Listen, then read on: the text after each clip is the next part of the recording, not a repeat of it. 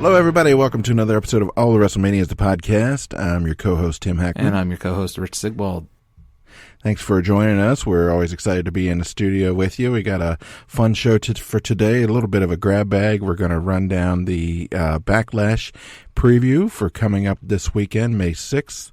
We're going to talk a little bit about some WWE news, talk a little bit about a couple of live shows that one I went to and one Rich is going to. But first, just a little bit of a recap. Hopefully you caught our recent episodes. We interviewed Virginia Championship Wrestling's heavyweight champion, The Boar. Hopefully you caught that episode. That was a lot of fun to talk to him. We appreciate him taking the time coming on. Love that guy. He was great. I think he liked the theme song that you wrote for him. I think so. I hope so. Maybe he'll use it when we're down there in June. That'll be great. Yeah, it'd be really cool. I think what you need yet is to put people yelling "boar" over the track. I think that's the finishing touch. I tried, but I just didn't have time to get it to sound really good. I was trying like some AI voices and stuff like that, and it was just like "boar, boar, boar." Well, that's not going to work. So you should have got like you could have got your GPS voice to say it. Like and that weird fake British accent. Boar. Or like a heavy German accent. Or boar in different languages. Boar. Boar. Anyway, so check that out. We, not to spoil a surprise or anything, but we've hopefully get some more VCW folks to come on and talk to us and talk a little bit about the ins and outs of running a local indie wrestling promotion. I got a chance to check out their show, 2 Saturdays ago, so that would have been April 22nd at the Masonic Temple right here in Norfolk. It was a good show. The Boar had his first title defense. Brandon Scott was on the card, sort of a well-known kind of indie guy. He's been around quite a while. Some good tag team action, some women's match. Christopher Daniels was there for special appearance. It was cool. It was a good show. We were in the front row. I've never did that before. I was hoping to get some blood on me, but Virginia, and it's rules. No bleeding. Yeah. So I guess John Moxley can never wrestle in. No, he's not even allowed in the state. I'm okay with it. Jackie, my wife, was super hyped. She was very excited for it. We were all yelling for the Boar. It was great. I will say, though, that somebody like Christopher Daniels, who has been, in the business for a long, long time and has worked with like just about everybody, is just the difference between, even a really good indie guy and like somebody like that is remarkable, and even she could like sort of point it out, like just how just little things, just a little bit of his facials, a little bit of the way that he sells, just the sort of rounding off of some of the rough edges and stuff. It's really interesting to watch. Yeah, you can. There's this TikTok / Facebook Reels guy, Jack Vaughn, the professional wrestler. Jack Vaughn, I think is his name or something like that. I think I sent you a couple, and he's always does these videos like differences between professional wrestling and indie wrestling, and they're always hilarious, but also kind of ring true, and you just kind of cringe a little bit with them. So, yeah, no, but it's it's not a knock on anybody. No. You need a place to learn. You need a place to practice. But it was interesting to see him on the card. The last one we went to that had a special guest like that was what's his face, Brian Pillman Jr., who was decent, but he's not, the seasoned veteran that Christopher Daniels is. So it wasn't quite as, remarkable last time. Yeah, Christopher Daniels has been around forever. So, yeah, he was super nice. He took pictures with everybody. He was just, I don't know, very casual, pretty cool. So, and then you're going to Dynamite tomorrow night. I'm going to the May 3rd Dynamite. So by the time this episode comes out, it'll already have happened. I bought tickets long ago before I knew what the card was, just because my pal Donnie asked me if I wanted to go, and I hemmed and hawed because this time it's actually at the Baltimore Arena in downtown Baltimore. I'm sorry, I'm showing my age calling it the Baltimore Arena, the CFG Bank Arena. That newly remodeled, brand new stuff that they put in there. I've heard a lot of nice things about it. So I'm excited to see that, but it's in Baltimore. I don't want to drive into downtown, into the city. I like these shows that were out in the suburbs at UMBC's little Chesapeake Employers Insurance Arena thing. But they're doing a big show from the new big arena, so all right, I'll drive into the city for you. And the card isn't looking very impressive just because I hate massive tag matches, and looks like the main headlining match is a 8-man tag. I just don't want to, they always just turn into little spot fests of everybody waiting their turn to do something, and it kind of bothers me. Anyways, yeah, I'm still excited to go because wrestling is wrestling, and I will watch wrestling pretty much anywhere, anytime, as long as it's... I kind of draw the line with the fluorescent tube crashing, setting people on fire, barbed wire, ring, rope stuff. But I will watch it. I will watch wrestling anywhere at any time, and I'll go to and support wrestling anywhere I can. So I am excited to go see Dynamite, and I think they're recording Rampage there as well, plus the AEW Dark stuff. So it's going to be a long night of a lot of wrestling. Yeah. You are never getting home. No. I'm glad I took off Thursday. So seriously, good call. Where are you have good seats? Yeah, so I think we're in like section 103 or something like that, probably opposite of the hard cam, so you might see me on TV. Not that really anyone here that listens knows what I look like unless they know me personally, but I'll probably be there. So, have you picked out the wrestling shirt that you're going to wear?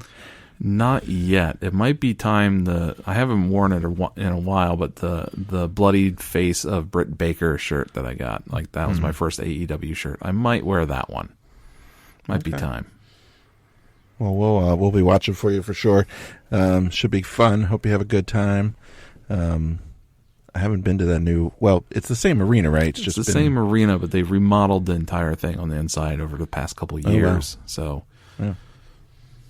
That thing's changed names so many times.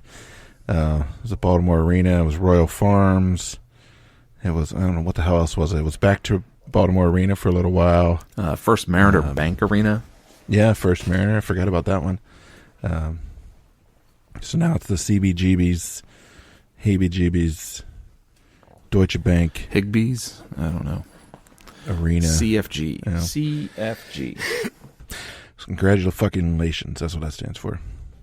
All right. Anyway, so so check out those older episodes. Check out look for Rich on Dynamite, and also check out our WCW Bash at the Beach '96. That was a fun show to talk about.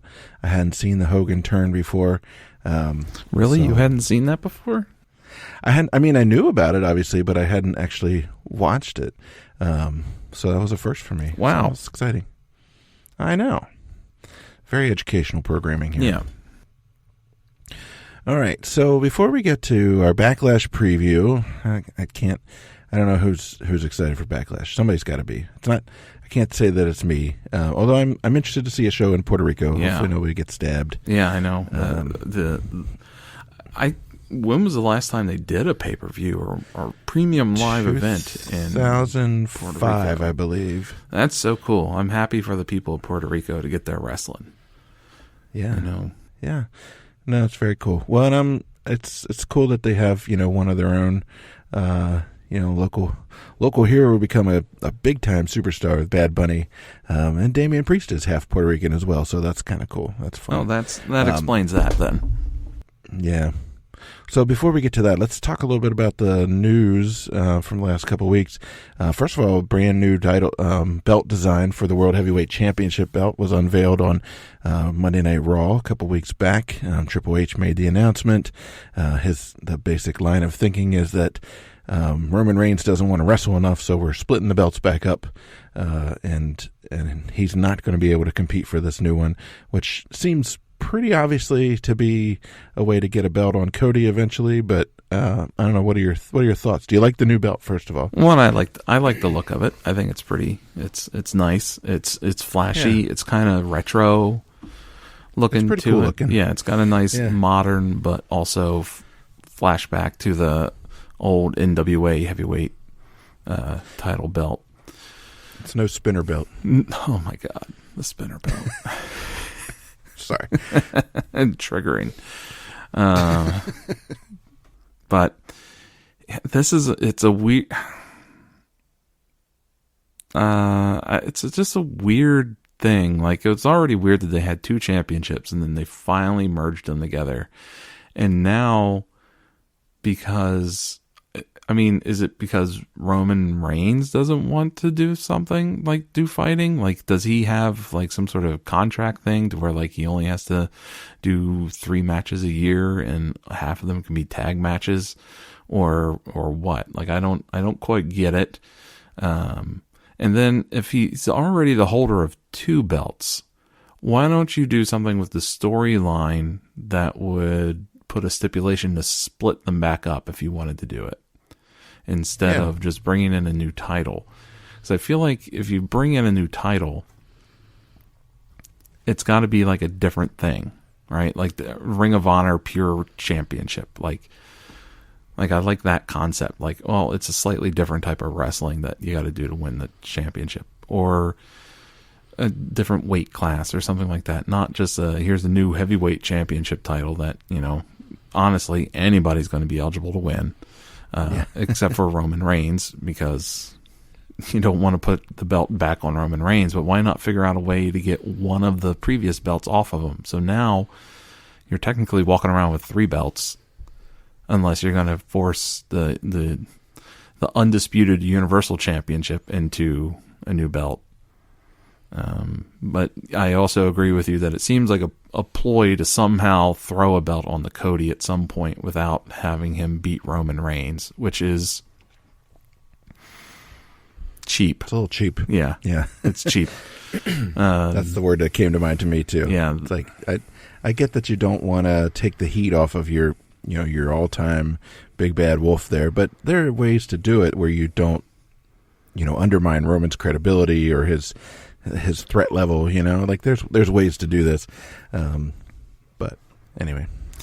Yeah, I mean, you put him in a cage against Cody and have that match like go a long time with them beating the crap out of each other, and finally Cody getting a win and taking the belt. That keeps Roman like elevated, but also makes Cody the champion and puts Roman back in the chase. But I also get it that maybe Roman is better as a champ than a challenger. So yeah, and maybe vice versa. Cody's better as a challenger than a champion. So having him chasing yet another belt that's not on somebody who's already beaten him fairly decisively, yeah, because is a way to do that. Because I mean, I've been reflecting a lot on WrestleMania 39. I predicted Cody winning the belt, but then after seeing him not win it, I kind of was like, well, I kind of get it. Like, besides, Donnie pointing out to me that, he told me that he was going to keep the belt because it puts more tension between the bloodline members. But also, if Cody had won it, where do you go with him? Yeah. What do you do with him after that? Where do you go? And I kind of feel like that's the whole issue that AEW has with booking their champions. Like, great, you got the belt on the MJF. What are you doing with him? You got the belt on the Moxley. What you doing with him? You got the belt on Kenny Omega. What you doing with him? You got the belt on the Hangman Page. Like, every single one of them, it's dumped them instead of elevated them and made them the face of the company. Like, So, well, yeah, it makes him basically disappear from TV, and then everybody forgets about him, and then they get bored, and then they're ready for a new champion. It's sort of a different problem, actually, though. Like, the booking is, I no doubt the booking is bad over there on AEW, but it's sort of a different problem. They have so many people who are all roughly around the same tier, you know, the folks that you mentioned, and probably a half a dozen more. Whereas on WWE, I feel like the upper echelon is really thin, you know. I mean, you got Cody, you got Roman, you got Brock Lesnar, you got maybe Gunther on his way up, but he's not there yet. Bobby Lashley was up there, but they've kind of shit all over him. Drew McIntyre was up there. He's also been he's not on this next card at all, by the way. And so it's kind of like, who's your legitimate heavyweight contender against either of those guys, against Roman or Cody, you know? Like, I'm looking through the list here, and I'm having a really hard time. I'm pulling for Rick Boogs to win all the titles. He's the only legit heavyweight left. Rick fucking Boogs. That's what I want to happen. I mean, I'm pretty sure that Seth Rollins is going to be the next one that they pull back up into that status, into that. But you're right. AEW doesn't have much, I guess, what do you call it? Like stratification. Like there's no, and it's because, I mean, I feel like the mid card belt, the TNT title, you know, it just, I don't know. It seems to go on to people that they actually put on the TV more. And then, you know, like we see Wardlow but Hobbs disappeared and then suddenly reappeared and took the belt, and now you know, there's just a lot of issues with what they're valuing and who's moving what. I like WWE just because they do have very clear tiers, and you can see when they're moving up or moving down. And in AEW, it's hard to see just because, like, oh, well, it looks like they're really going to push the hell out of Jungle Boy, and then suddenly he loses to somebody. Yeah. Suddenly he's the suddenly he jobs, and like, what? Yeah. And then like, it looks like Brian Pillman Jr., who you mentioned, was going to get a little bit of a run, and then he gets decimated. Even when they have an opening, like Brian Pillman, his dad, you know, was on the dark side of the ring, and like people were talking about him again, and you know, it's wide open. That's national media there. That would have been such an easy one not to fuck up. And yeah. Anyway, well, we don't want to go too far down the rabbit hole of all the booking. The other thing that happened, go ahead. But like the new title thing, though, if we want to pull back into that, I like the look of the belt. I feel like either Brock Lesnar, Cody Rhodes, or Seth Rollins are going to probably be the first holders of that championship, and then they're going to enter into a feud with Cody at some point, maybe by SummerSlam or a little later, to put the belt on the Cody, because Cody's going to legit win it as opposed to like just earn it at the Night of Champions in Saudi Arabia. And plus, I don't think they want Mr. Homeland there winning it in Saudi Arabia. Yeah. What I think they want to do is have it on Cody, and then possibly a champion versus champion match at WrestleMania 40 in Philadelphia, and possibly have Cody have all the belts after that. That's when Cody will beat Roman Reigns. So you got another year of Roman Reigns as champion. And then Roman Reigns goes off to play Aquaman in the next Aquaman movie, right? Right, something like that. Or at least a stunt double, or, you know. The Aquaman stunt double. He could play The Rock's cousin in Fast and Furious 11. Yeah, that's a good plan. Cool. Yeah, I like this. All right. Have your agent call me, Roman. So the other thing, I agree with you on... I like that. I like that as a long-term booking plan. I mean, going to be bored as hell with Roman for the next year, but it doesn't matter. He doesn't show up anything. So I did like that there was a series of weeks where somebody had a sign in the crowd that said Roman Reigns is not wrestling again tonight or something like that. Yeah, that was good on SmackDown. I like that. Yeah, it's like flashbacks to the old days of Monday Night Raw, where they'd be like, Stone Cold's at home this week, he's not in the building, and then suddenly the glass shatters and he shows up and beats the crap out of Vince McMahon. And like, he's not supposed to be here. Like, who are you fooling? He's touring with you guys. Why would he not be there? Like, did you send him home on a long-term vacation? Like, come on. His horse was sick. Yeah. So the other thing that happened this week and last week was the draft. So they reshuffled the rosters for Raw and SmackDown, and we won't go through all of that. Cody ended up on Raw.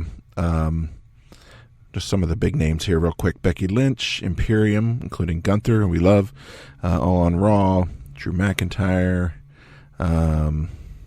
Shout out any that you're really into. A couple of NXT folks got bumped up, which was interesting. JD McDonough came up. Who else? There was a couple others here. Let's see. Putting Seth Rollins and Cody on Raw furthers my belief that Seth Rollins is going to get a push here, because he has had feuds with all the top guys so far and has, beaten or come close to beating everybody that has challenged Roman Reigns in the past year. So, yeah, some others that got bumped up is Pretty Deadly, and Cameron Grimes got bumped up to SmackDown from NXT. Grayson Waller as well.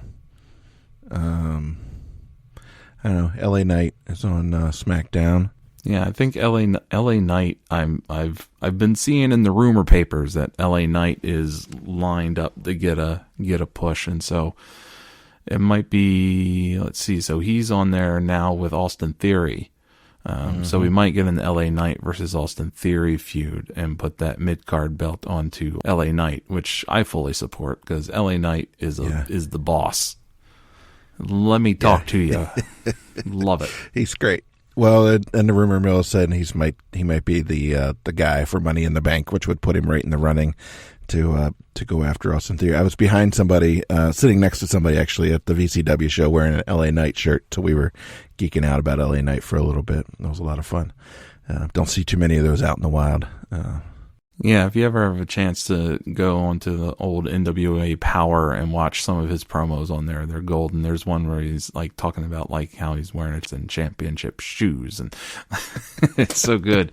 And like they've even like occasionally referenced it in that promo specifically in the commentary on like WWE programming, which is fun. Nice. Eli Drake, right? That was his name. Yeah, Eli Drake on there. Yeah. Let's see. Oh, Asuka and Charlotte Flair and Bianca Belair all on SmackDown. Mm-hmm. Interesting.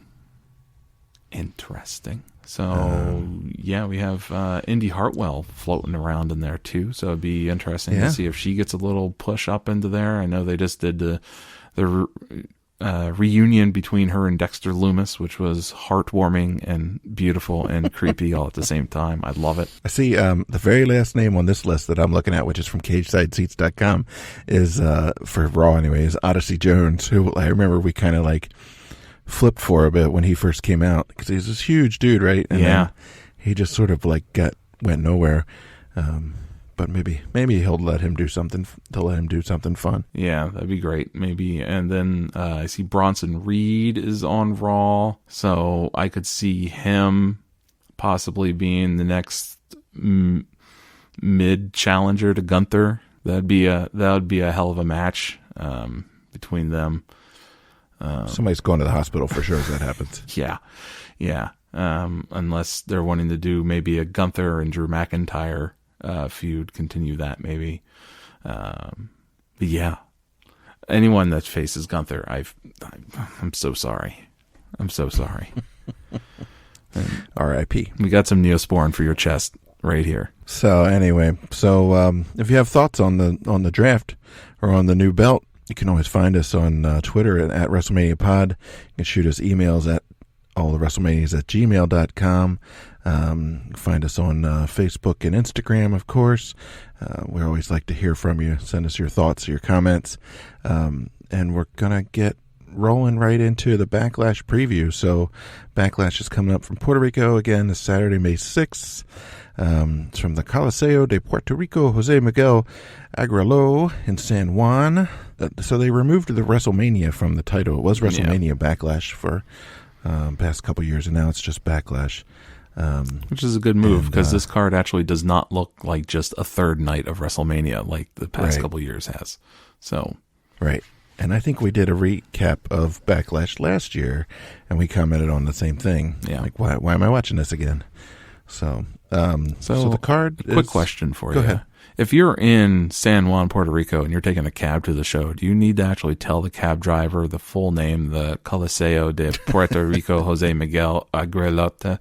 Like, do you have to, like, say the whole thing, or can you just say, take me to the Coliseo? Like, Coliseo would probably do it. I hope so. I hope so. Or just say the WWE.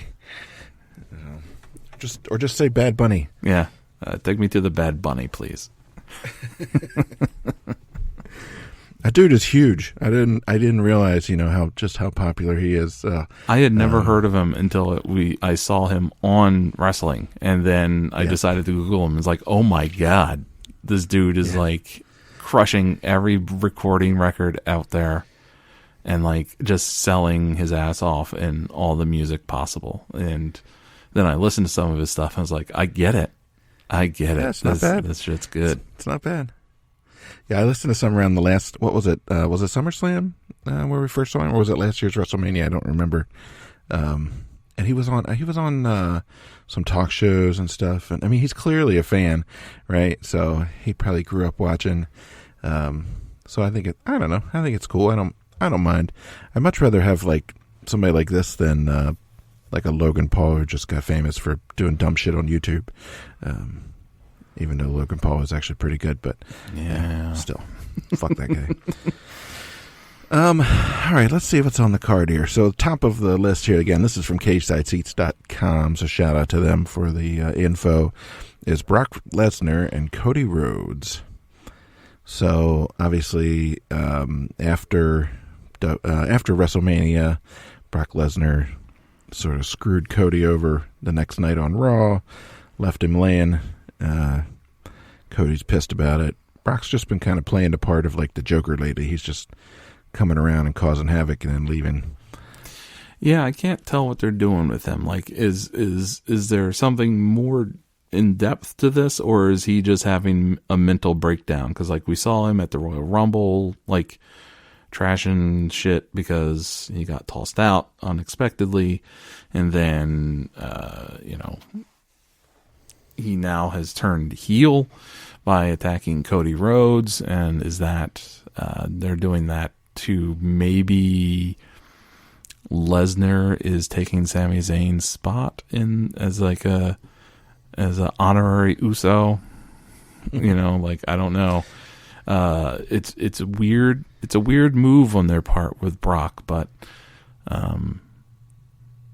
an unhinged Brock Lesnar has always been more entertaining than the tame, subdued Brock Lesnar. So, I support it. And maybe he's reuniting with Paul Heyman secretly or something like that. Maybe there's some sort of deep conspiracy happening here. Or they just want Brock Lesnar to fight Cody Rhodes so Cody Rhodes can have another win over a top-tier guy.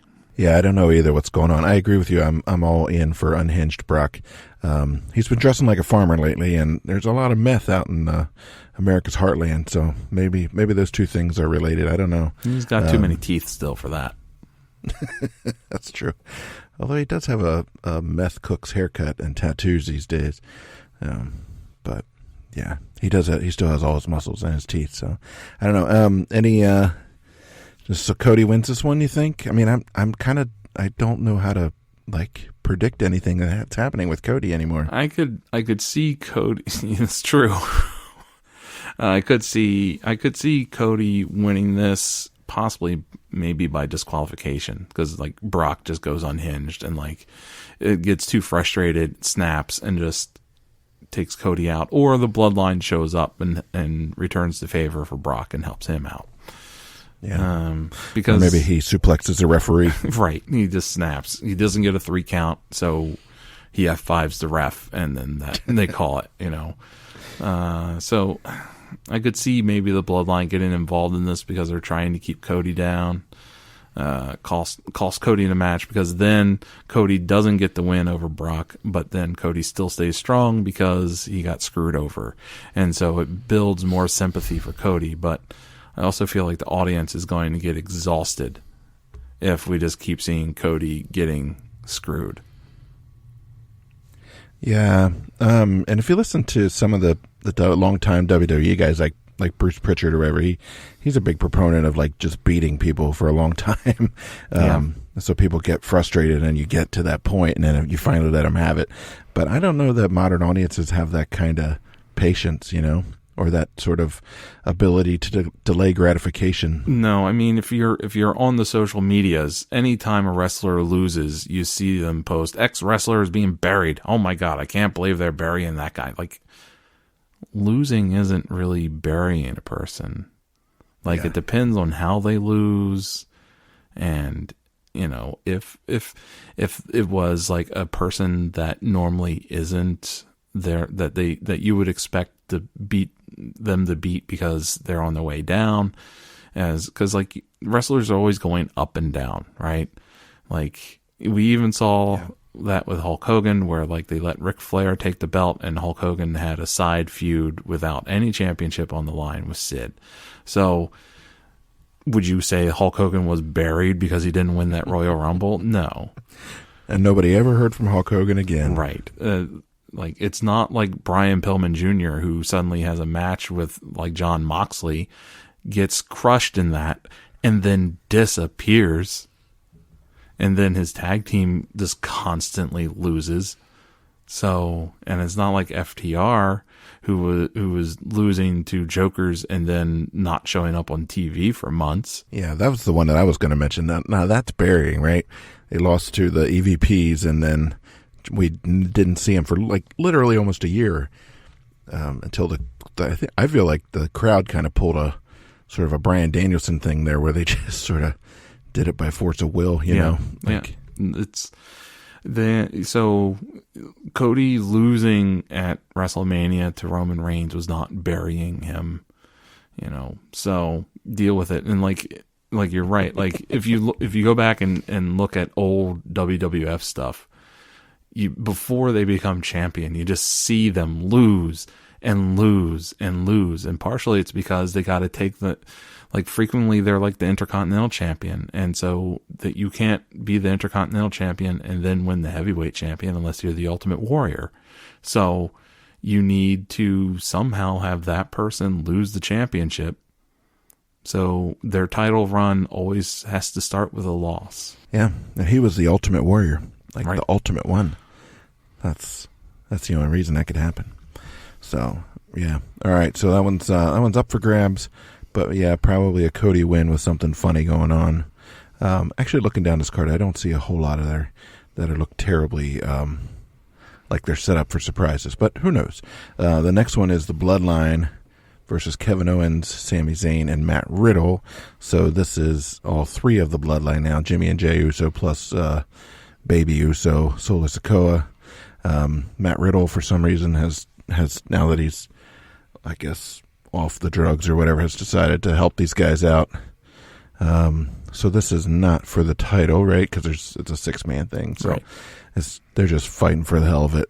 I don't know. I can't say that I was asking for this. No one's asking for this. And it's frustrating to see that title, the tag title, being guarded away that way. Like, I'd rather see Kevin Owens and Sami Zayn immediately have to defend those titles right away on the next pay-per-view or premium live event,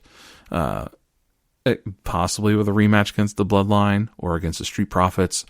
Anybody pull 2 Puerto Rican indie wrestler jobbers in and have them, I'd just put the belts on the line. It makes it for a more compelling show. This looks like a Monday Night Raw card from 2002, right? I'm pretty sure they did this shit last night on the show, actually. Right. So, I don't know. Usos win it because the belts aren't on the line. Yeah, and it doesn't fucking matter. Right. Good enough for me. Yeah. I mean, they've got plenty of tag teams. I was just looking at that roster. There's the Viking Raiders. There's the Street Profits. There's Ricochet and Brown Strongman. There's all kinds of people they could match up against. But whatever. Moving on. Latino World Order. I kind of like those guys. They're sort of fun. Yeah. All right. So the SmackDown Women's Championship is on the line with Rhea Ripley, who holds the belt, versus Zelina Vega. This is sort of random, I think. I don't know. I mean, I guess not technically, because Rhea Ripley's still in the thing that she's in. The thing. What the hell is it called? Not the Justice League. Just the Justice League. Judgment Day. And Zelina Vega is, I guess, technically in the LWO. So I guess it makes sense. I think Rhea handles her fairly easily. I don't see a point. Yeah. It doesn't make sense. Oh wow! I just learned something looking up Zelina Vega, that she is married to Malachi Black. Oh, interesting. Yeah. So it's fun, and yeah, whatever. He's like Dutch, right? And she's whatever. I wonder what language she's from Queens. Home, I wonder. She's from Queens. Oh, okay. Don't be pushing her too exotic. She's from Queens. Well, who knows? Yeah, Latina. Yeah. So, but there's not a chance in hell that she wins. So, nope. Like, where did she come from? Where's her ranking? What did who did she win against to get that match? So, Cage side here just says basically she made a case to Adam Pearce. Yeah, good. He said, sure, why not? Yeah. Well, we got another 10 minutes on the card we got to fill, so sure, you can fight Rhea Ripley. All the best booking decisions are made. Well, you asked, so I guess Go out there and get folded in half. Good job. The next one up is the Raw Women's Championship. Bianca Belair again holds the belt there versus Io Sky. Io won a triple threat match of some sort to get this shot. So I don't think. I mean, maybe they mix it up and change one of the belts, but I doubt it. Bianca just got drafted to SmackDown. Rhea just got drafted to Raw. I don't think they're going to pull those belts off before they've even had a chance to appear on their new shows. No. I mean, Io Sky was an NXT Women's Champion, and I like her a lot, but she ain't beating the EST. No. The EST is like the woman Hulk Hogan.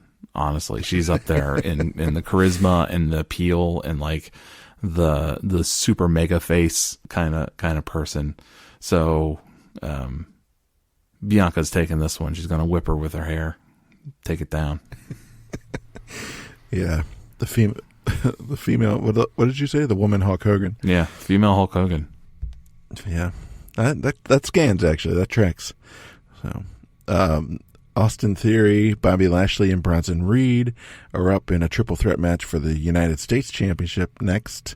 Austin Theory still has that belt, remember? No, I was just mentioning Bronson Reed needing to move up, maybe, and with Austin Theory now having a straight up clean win over John Cena at WrestleMania, it might be time to start throwing Austin Theory up into the upper echelon tier, get him mixing it up more with the Drew McIntyres.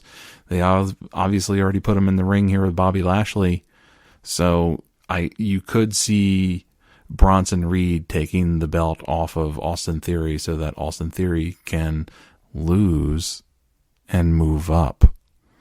So almost, I feel this is very familiar. I feel like somebody just talked about this. Right, I feel like we just talked about this concept. So I feel like that this could be a chance for that to happen, just so that they could possibly have Austin Theory moved into an upper tier match in time for SummerSlam.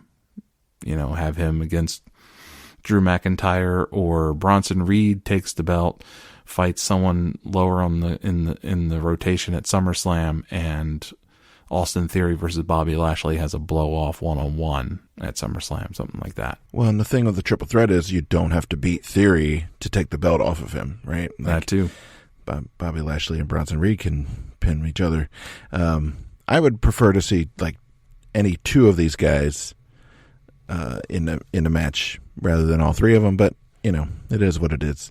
I am very excited to see Bobby Lashley like pick up and throw Bronson Reed around, because you know he's strong and can do it, and that's going to be entertaining AF to see something like that. And Bronson Reed is a big, flexible dude. His finisher is a frog splash from the top rope, and he's like 350 pounds. So I could see them doing some crazy shit in this match. And then they become a tag team. Bobson Lashreed. Bobson Lashreed. I heard it here first. Yeah. I mean, I wouldn't mind seeing Bronson Reed maybe turn a little heelish and join MVP in that little stable that he's got running. But yeah, I like that guy. Yeah. He's legit. When they let him, good guys have come out of NXT the past few years. When they let him go, I was like, "Are you what? What? What's wrong with you? You took the belt off of him to put it on the guy that thinks he's Marty McFly. Don't get me wrong, the Marty McFly guy is really good, but you took the belt off of Bronson Reed, put it on Marty McFly, and then fire Bronson Reed."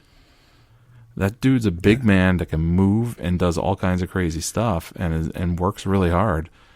I didn't get it, and I was very happy to hear that they brought him back, because I was hoping AEW would sign him. But, you know, as long as he's working somewhere prestigious, I'm happy with. So yeah, as long as I can see him on my TV. Yeah. He's a younger and healthier Jeff Cobb. Yeah. He seems to have better conditioning. Next up is a street fight. This one's probably going to be the main event, honestly, for this show. It's Bad Bunny versus Damian Priest. They've been getting into it at the ringside in the past couple months or so. So obviously, this is the only thing that's left. It's for them to settle it in Puerto Rico. It's a street fight, so they can hit each other with whatever they want. Again, I don't want anybody to get stabbed. Are they calling this the Bruiser Brody Memorial Street Fight? Too soon. I mean, obviously, Bad Bunny's going to come out of this winning, right? You don't have to. Obviously, yeah. And I mean, they have to make it a street fight, because if Bad Bunny's going to work one-on-one, it's got to be a street fight. But Damian Priest will probably make him look good. There'll probably be a weird chair shot. There could be a stabbing. I could see them, like Bad Bunny just straight up stabbing Damian Priest. I keep wanting to call him Damian Priestley, like what he used to go by. But Damian Priestley, yeah. How many Canadian destroyers do you think Bad Bunny will do to him? 5. Over 5? Okay, I was going to put say him the through over-under 3 is tables 3. doing it. Okay. I'll have to call it the San Juan Coliseo Destroyer. Yes. The San Juan you Destroyer. Do it right onto the roof of a taxi cab parked outside. Oh, that's a good finish. Yeah. It's a good finish, but hell yeah. Go out into the streets. That don't cause a riot or anything. Yeah. Anyway. All right, so this is one more that's on the list here that we have. Who knows? There's one more NXT and one more SmackDown to go before this thing comes out. So things can change. But the last one on here is Seth Rollins versus Omos for no apparent reason, from what we can tell. Yeah. I don't know. I don't know why this is happening. I think they owe Seth another payday, and they didn't have anybody lined up for him, and so this is what you get. That's my theory. And that's probably a good backstage reasoning. I think the reasoning for this match is because we just saw Seth Rollins beat Logan Paul, right? Omos we just saw lose to Brock Lesnar. And so if you're looking at tiered ranking kind of stuff, Seth Rollins and Omos would probably be about next to each other in the power rankings right now because of those things. So you put them head to head. It kind of makes sense, especially if you're going to have my theory of Seth Rollins emerging as a top contender again in the mix, and possibly entering into a feud with Roman and the Bloodline in some sort of chaotic means, as he likes to do, and he'll possibly like float back and forth between being allied with Kevin Owens and Sami Zayn too during all that, but then he won't, and then he will, but then he won't, kind of Joker style, or Hangman and the Elite style. So yeah, his feelings will be hurt, and then he'll cry about it backstage. Yeah. He'll start drinking. He'll start hanging out with the goth jobber guild women, and But I think Seth Rollins. I think Seth Rollins will go over on Omos, but it'll be in such a way to where it doesn't make Omos look bad. I don't know what they're doing with Omos. I don't think they know what to do with him. I think Vince loves giants. Yeah, he wants to have a side attraction. He wants to have a giant on his show. He thinks it sells tickets or something, but I mean, he's not good. Like he's getting better. I'll give him that. He still telegraphs when he's going to miss something in the corner when he's running. He still telegraphs it. I've been complaining about that for like a year and a half now. Yeah. So yeah, you could see him shuffle his steps. They call him for traveling on that one. Yeah, they call him. He totally takes a different gate into the corner when he's going to miss. So, but yeah, it'll be interesting to see how Seth Rollins works with him. Yeah. Like Cornette says, like wrestling a sofa, right? Or wrestling a refrigerator box. Like, what do you do? Like, yeah. I mean, maybe, I think Seth Rollins will make him look probably as good as he could hope for, Yeah, I think that's what they're aiming for, is that there'll be a competitive match. They'll make it look competitive, and Seth will pull out a tough win over Omos. And that'll help Omos, he can be like, well, I came real close to beating Seth, so, but that I think that's going to be my call. So is Seth Rollins in a close one over Omos? Okay. That's a good prediction. That works for me as well as anything else.